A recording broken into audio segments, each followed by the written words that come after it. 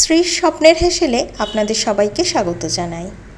আজ আমি আপনাদের জন্য নিয়ে চলে এসেছি সম্পূর্ণ তেল ছাড়া একটা মিক্স ভেজিটেবল, যেটা ভাত, রুটি সব কিছুর সঙ্গেই খেতে পারেন। এর জন্য নিয়েছি ফুলকপি, সঙ্গে নিয়েছি বিনস, আর দিয়েছি আলু, আর নিয়েছি ক্যাপসিকাম কুচো, আর নিয়েছি গাজর। এগুলোকে আমি আমার পছন্দ অনুযায়ী কেটে নিয়েছি। তারপর একটা ফ্রাইং প্যান বসিয়েছি। এখন কিন্তু আমার গ্যাসটা বা ইন্ডাকশানটা বন্ধ আছে। তারপর একে একে সমস্ত সবজিগুলোকে আমি এই ফ্রাইং প্যানের মধ্যে দিয়ে দিচ্ছি। দেওয়া হয়ে গেলে এর মধ্যে দিয়ে দেবো অল্প কয়েকটা মটরশুঁটি। তারপর দিয়ে দিচ্ছি অল্প পরিমাণ জল, জলটা খুব বেশি দেওয়ার প্রয়োজন নেই।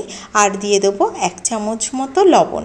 ব্যাস, সবগুলো খুব ভালো করে মেশানো হয়ে গেলে এবার আমি একটা ঢাকনা দিয়ে গ্যাসটা জ্বালিয়ে দেবো। যখন সবজিটা 70% মতো সেদ্ধ হয়ে যাবে, তখন আমি সবজিটা নামিয়ে আবার ফ্রাইং প্যানের মধ্যে 2 চামচ জিরে আর একটা শুকনো লঙ্কাকে হালকা করে ভেজে নেব। জিরেটা অল্প একটু ভাজা হলে এর মধ্যে কুচনো পেঁয়াজ দিয়ে দিচ্ছি। এবার পেঁয়াজ, জিরে আর শুকনো লঙ্কাকে আমি হালকা করে ভাজবো। এই অবস্থায় গ্যাসে করলে গ্যাসের ফ্লেমটা কিন্তু হাই রাখবেন। তারপর আদা, টমেটো, কাঁচা লঙ্কার পেস্ট দিয়ে দিচ্ছি। এরপর পেস্টটা দেওয়া হলে আবার মশলাটাকে আমি একটু নাড়তে থাকবো। একে একে দিয়ে দেবো হলুদ গুঁড়ো, ধনে গুঁড়ো, তারপর দিয়ে দিচ্ছি 1 চামচ জিরে গুঁড়ো।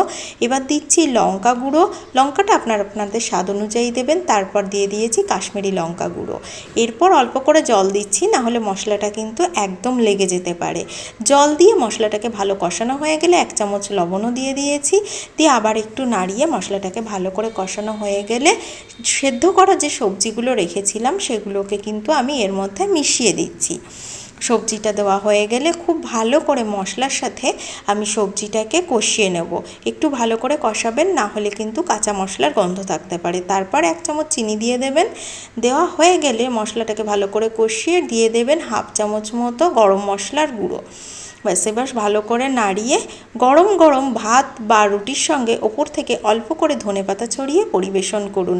রেসিপিটা যদি ভালো লাগে অবশ্যই চ্যানেলটিকে সাবস্ক্রাইব করবেন এবং ভিডিওটিতে একটা লাইক দিয়ে দেবেন।